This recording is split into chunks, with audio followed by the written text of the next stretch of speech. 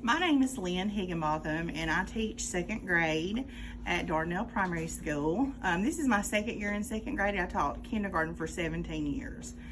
So I've been around a pretty good while, and back when the backpack program first started, it was very new to all of us, but a lot of the churches jumped in, and they would bring the different snacks like crackers and stuff that kids could open themselves, Pop-Tarts, gummies, Vienna sausages, just lots of things that kids like that they may not have at home and that they would have over the weekend. So we would send that home on Friday in their backpacks. And how we would choose the kids is we would send a form home and their parents would fill it out, and if there was a need in that home, then we would make sure they got a bag on every Friday.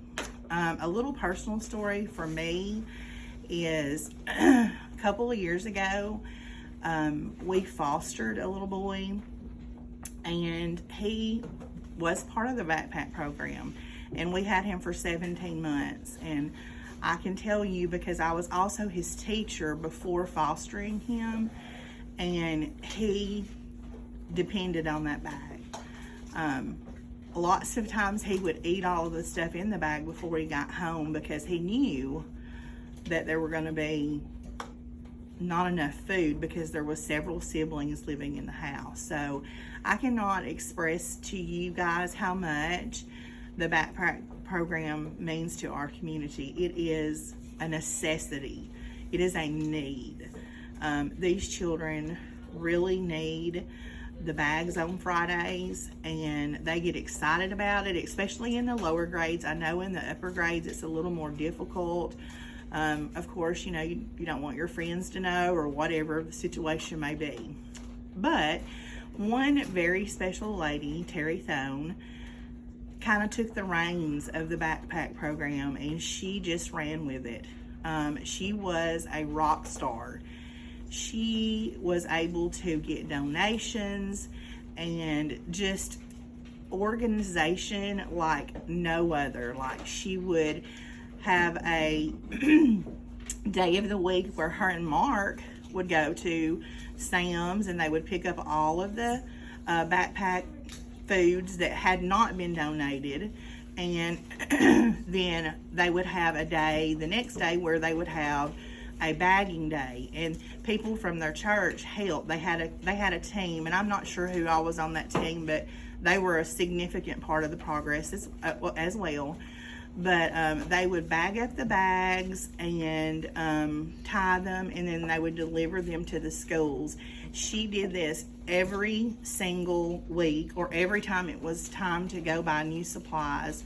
Her and Mark, her husband, would run to Sam's, and they would get the supplies they needed for our kids. She had such a desire and just a heart for our kids to make sure that over the weekend they had at least some food. When we went home for COVID, that last year before last, it all runs together because of COVID, but she was instrumental in keeping the food bags going, and we delivered every Friday.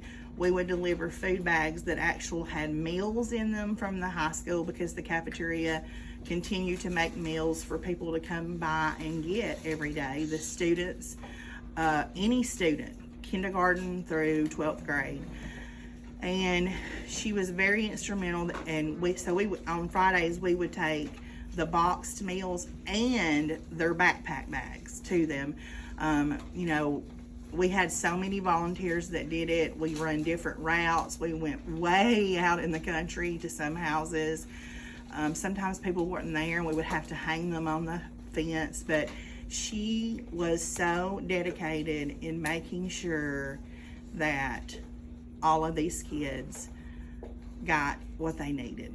And she always wore a mask every time we went to deliver. So she was just a incredibly special lady. She had a great team around her. Like I said, I don't know who they were.